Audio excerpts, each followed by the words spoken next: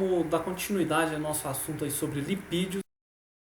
As duas classes de lipídios que a gente viu até agora, ou seja, os lipídios de membrana e de armazenamento, com algumas exceções, elas desempenham um papel passivo na célula, certo?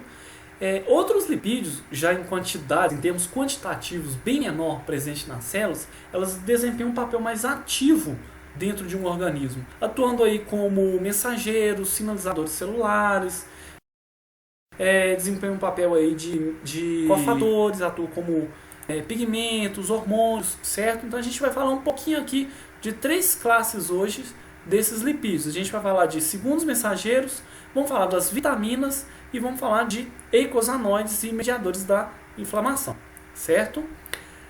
Vale ressaltar que a maioria das células, pessoal, elas degradam lipídios de membrana e a partir desses lipídios de membrana é possível gerar então esses outros componentes, certo? Para cada ligação hidrolisável presente aí no glicerofosfolipídio, por exemplo, há uma enzima hidrolítica específica que vai quebrar essa ligação.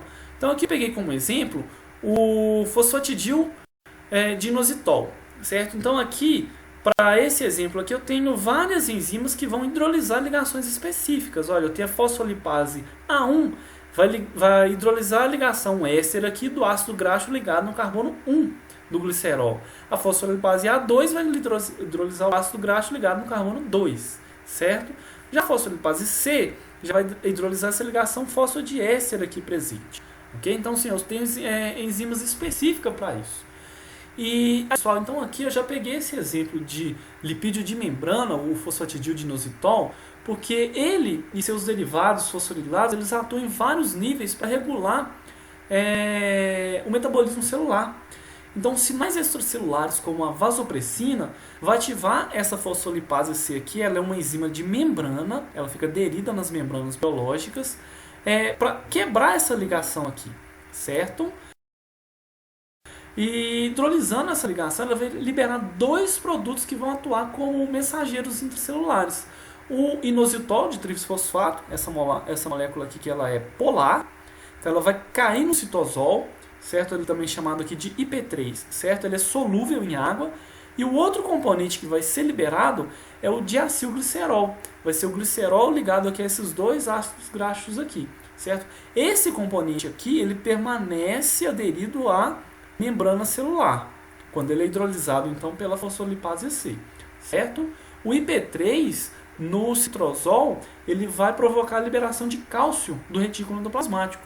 E a combinação do DAG, do diacilglicerol, com essa concentração elevada de cálcio no citosol, vai ativar uma enzima, a proteína sinase C, que vai ativar aqui várias respostas celulares, certo? A gente vai ter uma aula mais específica disso mais para frente. Mas nesse momento eu queria focar o seguinte, que esse lipídio aqui, que é um lipídio de membrana, vai estar atuando aqui então aqui os seus componentes aqui degradados como sinalizadores celulares, ok? Bom, outro tipo de sinalizador celular que eu queria destacar na aula de hoje são os eicosanoides, que são hormônios parácrinos, derivados aqui do ácido araquidônico. O ácido araquidônico também é um lipídio de membrana, certo? A partir desse ácido araquidônico aqui, então, são formados alguns componentes como as prostaglandinas, o tromboxano e os leucotrienos, certo? Esses componentes aqui, eles são então hormônios parácrinos envolvidos então em várias funções, como funções reprodutivas, em processos inflamatórios, formação de coágulos sanguíneos, especificamente as prostaglandinas. Elas apresentam aqui anéis de 5 membros na sua estrutura, apresentam funções aí como contração da musculatura lisa, principalmente aí na menstruação, além de também atuar no parto, certo? Além desses processos de contração muscular, as prostaglandinas também participam de processos inflamatórios, causando aí a dor, a elevação da temperatura corporal, causando febre, certo? Já os tromboxanos, diferente aqui das prostaglandinas, que tem um anel de 5 membros, ele vai ter um anel de 6 membros, certo? Os tromboxanos são produzidos por plaquetas e atuam na formação de coágulos e também aí na redução de fluxo sanguíneo local, certo? O que é interessante a gente perceber em relação a esses dois tipos de componentes aqui? Eles são formados a partir de enzimas que são chamadas de ciclooxigenases. São enzimas que formam esses ciclos, esses anéis cíclicos aqui, nas estruturas desses eicosanoides aqui. E essa formação aqui, então, ela é primordial para formar a estrutura e a sua função, certo? E aqui é interessante a gente destacar que essa formação dessa estrutura de anéis aqui, ela pode ser inibida. Inibida por quê? Por anti-inflamatórios não esteroidais. Ou seja, aquela dipirona, o paracetamol, a aspirina, certo? São medicamentos que são utilizados para inibir essa enzima aqui, que olha, a ciclooxigenase. Inibindo essa enzima aqui, a gente consegue inibir então a produção de prostaglandinas e de tromboxanos. Ou seja, eu tenho aqui um medicamento que vai atuar em processos que vão inibir a febre, a dor, certo? Então, impedindo então a formação desses eicosanoides aqui. A ciclooxigenase, então, ela não é necessária então para formar os leucotrienos, certo? Esse leucotrieno aqui, diferente dos outros dois aqui, eles vão conter três ligações duplas aqui conjugadas, certo? Diferente do que a gente viu até o momento, onde os ácidos graxos eles não têm duplas conjugadas, certo? E esse composto aqui, os leucotrienos, eles foram descobertos inicialmente em leucócitos, certo? Mas está presente em vários outros tecidos também. E eles vão induzir a contração de musculatura lisa, principalmente as que envolvem as vias aéreas. Ou seja, a gente pode estar relacionando aqui então que a produção excessiva desses leucotrienos elas vão estar relacionadas com, por exemplo, ataque de asma, certo? A forte contração de musculatura lisa, por exemplo, dos pulmões, também ocorre em choques anafiláticos, quando a pessoa tem uma alergia muito forte, por exemplo, a uma picada de abelha, uma picada de aranha, algum medicamento, uma penicilina, por exemplo, certo? E nesses casos, tanto aí de alergias quanto em processos asmáticos, a gente inibir a produção de leucotrienos, ela vai ser extremamente importante para conter esses sintomas, certo? Mas, como a gente viu até agora, diferente dos outros dois que a gente citou até agora, a gente não tem essa enzima ciclooxigenase para inibir a sua produção. Não é necessário uma enzima ciclooxigenase.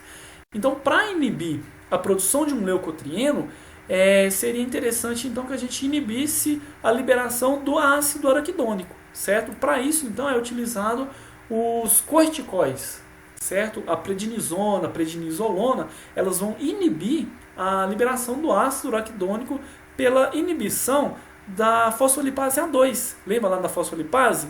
A fosfolipase A2 é aquela que vai, deixa eu limpar aqui, ela vai quebrar, hidrolisar essa ligação aqui para liberar, nesse nosso exemplo aqui, o ácido araquidônico. Se a gente inibe a fosfolipase A2, a gente tem a inibição da liberação do ácido araquidônico.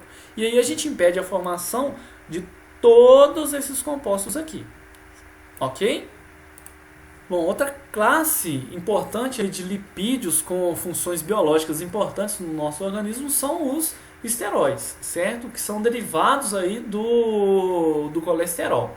Eles vão ter um núcleo esteroide, assim como no colesterol, mas não vai ter aquela cadeia alquílica que estava presente inicialmente no colesterol, certo? Alguns deles aqui vão ter também a modificação daquele grupo da hidroxila, que dava o caráter anfipático da molécula de colesterol. Eu posso ter aqui a transformação dessa hidroxila, por exemplo, em carbonilas, ok? Então a gente pode destacar aqui os hormônios que circulam pela corrente sanguínea, como a testosterona, o estradiol, o cortisol. Alguns deles então são hormônios sexuais, outros como cortisol e aldosterona já são hormônios que vão atuar no metabolismo, certo? O cortisol, por exemplo, vai atuar no metabolismo de carboidratos, de lipídios, na homeostasia de sódio, de potássio, no controle aí da pressão da corrente sanguínea.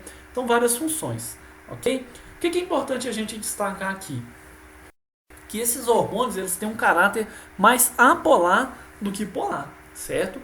Então, ao cair na corrente sanguínea, esses hormônios então, eles precisam ser carregados por algo que vão solubilizá-los na corrente sanguínea, certo? Normalmente aí a albumina exerce esse papel.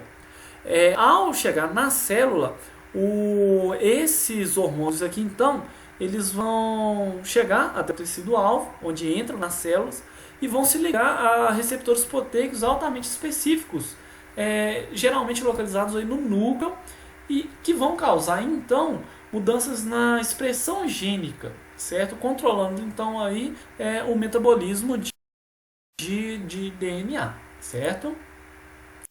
Por fim, eu queria finalizar então a nossa aula de hoje aqui falando das vitaminas, certo? O que é uma vitamina? Vitamina é um composto essencial para a nossa saúde, de homens, de vertebrados, que a gente não consegue sintetizar, certo? Ou seja, a gente precisa obtê-los na dieta.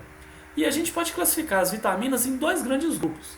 As vitaminas hidrossolúveis, ou seja, aquelas que são polares, e as lipossolúveis, que são ou seja, aquelas que são apolares, certo? Então a gente vai destacar aqui então hoje, nessa aula de hoje, as vitaminas lipossolúveis, representadas então pela vitamina A, D, E e K. Duas dessas vitaminas aqui, elas vão servir como precursores de hormônios, a vitamina A e a vitamina D. E a gente vai falar um pouquinho de cada uma delas. Começando pela vitamina A, que tem aí uma função hormonal e também atua como pigmento fotossensível nos olhos de vertebrados, certo? A vitamina A, pessoal, ela é derivada do beta-caroteno, presente aí em alimentos de cor mais alaranjada, certo? Como a cenoura, a abóbora, certo? A partir do beta-caroteno, então, a gente consegue sintetizar o retinol, certo? A vitamina A1, ok? E o retinol, a partir desse retinol, então a gente consegue sintetizar então, dois outros compostos. O ácido retinóico, pessoal, ele vai regular então a expressão gênica no desenvolvimento de tecido epitelial, incluindo na pele, certo? E a gente pode até destacar aqui que o ácido retinóico ele é um composto ativo, por exemplo, de fármacos como a isotretinoína, ou a quinase, utilizado aí no tratamento de acne, no tratamento de rugas, certo? Na pele. Já o retinal ele é também sintetizado a partir do retinol, certo? Do ácido retinóico, e ele é um pigmento que inicia a resposta nos bastonetes e nos cones em relação à luz na nossa retina, produzindo então aí um sinal neural para o cérebro, convertendo então o sinal da luz em uma informação que vai ser transformada na visão, certo? A deficiência da vitamina A, ela pode então, aqui devido às suas funções, a gente já pode saber o que ela causa, certo? Então ela pode causar cegueira, e uma cegueira noturna normalmente, momentânea, e assim que é reposto, assim que é feita a reposição de vitamina A, ela se retorna, e além disso a deficiência de vitamina A também pode causar ressecamento de pele, ok? Bom, já a vitamina D, também chamada de colecalciferol, ela é formada na pele a partir então de uma reação fotoquímica utilizando a luz ultravioleta, a partir desse composto aqui que é um composto biologicamente inativo, o 7-deidrocolesterol, certo?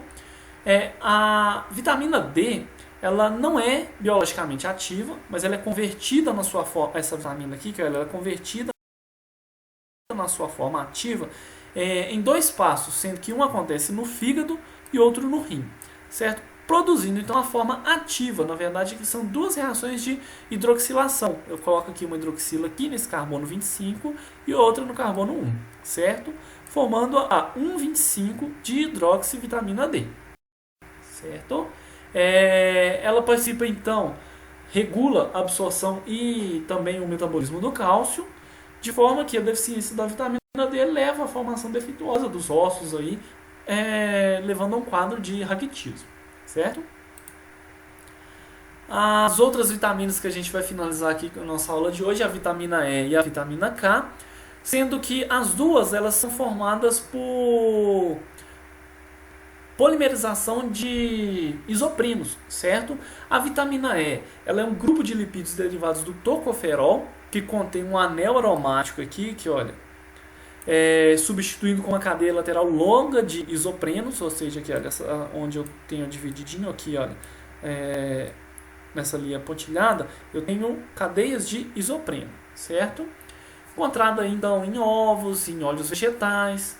Por serem hidrofóbicos, os tocoferóis eles se associam a membranas celulares e esse anel aromático aqui, ele que na verdade representa a função da vitamina E, que é de atuar como um antioxidante biológico natural, certo?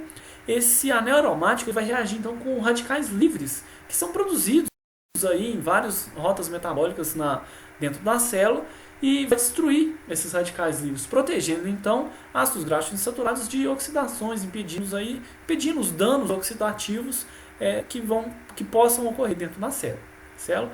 A deficiência de vitamina E ela é relativamente rara e quando ela ocorre ela vai causar então fragilidade celular justamente por estar impedindo então a atuação desse composto aí no combate aos radicais livres, ok? Já a vitamina K, encontrada em vegetais folhosos, é uma forma relacionada. Pessoal, já a vitamina K, ela é encontrada em vegetais folhosos, certo? Uma forma relacionada da vitamina K, vitamina K2, ela pode ser produzida então por bactérias que vivem no intestino de vertebrados. Bom, a vitamina K, pessoal, ela é um precursor da protrombina ativa, que é uma proteína no plasma sanguíneo que ela é essencial na coagulação sanguínea.